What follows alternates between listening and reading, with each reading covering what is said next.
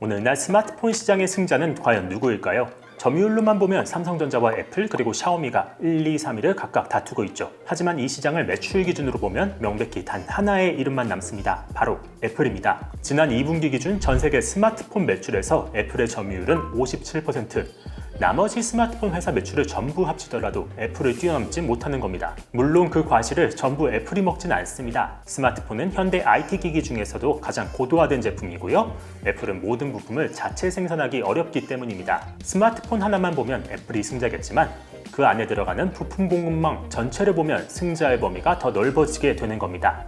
그리고 애플의 공급망에서 국내 기업이 차지하는 비중은 무려 30%, 애플의 승리가 곧 우리나라 소부장 기업들의 승리가 되기도 하는 겁니다.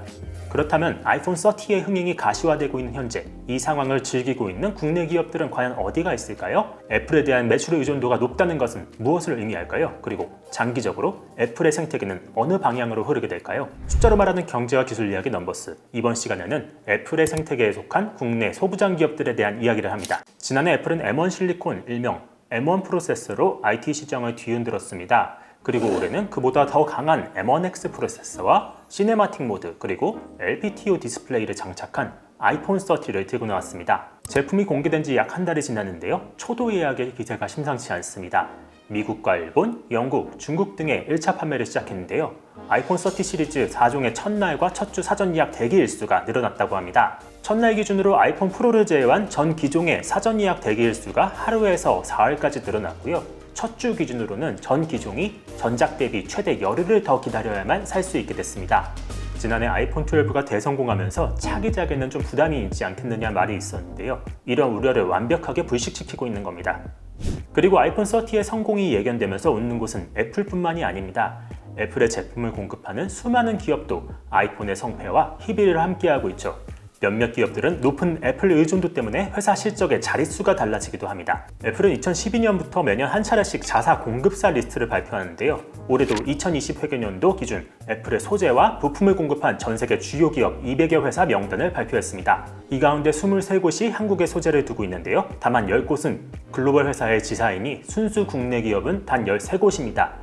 전체 기업 가운데선 6.5%, 일견 비중이 커 보이진 않습니다. 다만 애플 기기에 들어가는 가격 기준으로 시각을 달리하면 이야기가 바뀝니다. 모바일 기기 조사 업체 포말하우트 테크노 솔루션이 분석한 결과 아이폰 12를 기준으로 한국은 전체 부품 원가에서 27.3%의 비중을 차지했다고 합니다. 애플이 속한 미국과 IT 강국 일본, 생산 지역 기준으로 애플 공급망이 가장 큰 중국을 원가 측면에서 완전히 압도하고 있는 겁니다. 그럼 이제 애플의 공급망에 들어간 국내 기업을 한번 살펴봅시다. 단연 매출이 높은 곳은 삼성입니다. 삼성전자가 모바일용 메모리 반도체를 애플에 공급하고 있고요. 또 계열사 삼성 디스플레이도 애플에 삼성 OLED를 납품하고 있죠. 삼성전자 공시를 보면 2021년 상반기 기준 애플은 주요 매출처 5곳 중 한 곳으로 거론된 만큼 핵심 고객이기도 합니다. 이 밖에도 삼성전기는 적층 세라믹 컨덴서와 카메라 모듈, 삼성 SDI는 배터리를 애플에 각각 공급하고 있죠. 우리나라 재벌 기업 중 애플의 덕을 보는 곳은 또 있습니다. 바로 LG인데요. LG 디스플레이와 LG 이노텍, LG 화학이 각각 애플 납품처 리스트에 올라와 있습니다.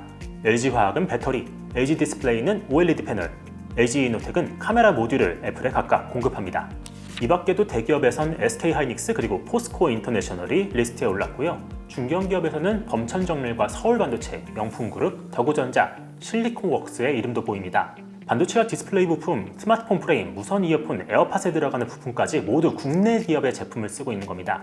우리나라 장비 기업들의 실력이 정말 대단한 것 같습니다. 그런데 이런 의문도 있습니다. 애플에 납품하는 국내 기업 중에는 애플에 대한 실적 의존도가 다소 과도하게 높아 보이는 곳들도 있습니다.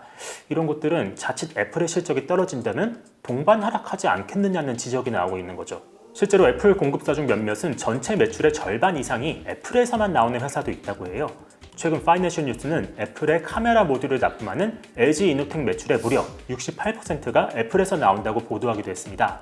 이 회사의 연매출이 6에서 7조 원 수준이니 애플에서 나오는 매출만 거의 4조 원 이상 되는 겁니다. 물론 기업이 한 회사에 대해 이렇게 높은 의존도를 갖는 걸 부정적으로만 보긴 어렵습니다. 특히나 애플같이 세계적인 기업의 공급사주의를 꾸준히 유지할 수만 있다면 말입니다. 하지만 만약 애플이 갑자기 공급사를 바꾼다거나 어느 순간 아이폰의 수익성이 떨어져 벤더 업체에 그 책임을 전가한다면 지금과 같은 매출을 기대하긴 어렵다는 계산이 나옵니다.